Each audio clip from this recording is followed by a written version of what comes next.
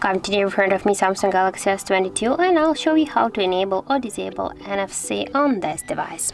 So first you should go into the settings application and then click here to connections. Now you can see here the NFC and contact payment section, and you can see that NFC is activated, and just to turn off NFC you should click here once on the switcher and that's it.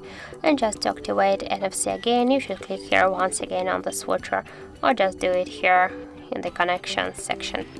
And also we got the second way how we can do that. Just first open the notification panel, and somewhere here you should find the NFC icon. If you have not here the NFC icon, like in my case, you should add it here just by plus here to the add here by click to the plus icon, and you'll see here the NFC icon. Hold it and drag it here to our top bar, then click here to done, and now you can see here the NFC icon when you open the top bar here.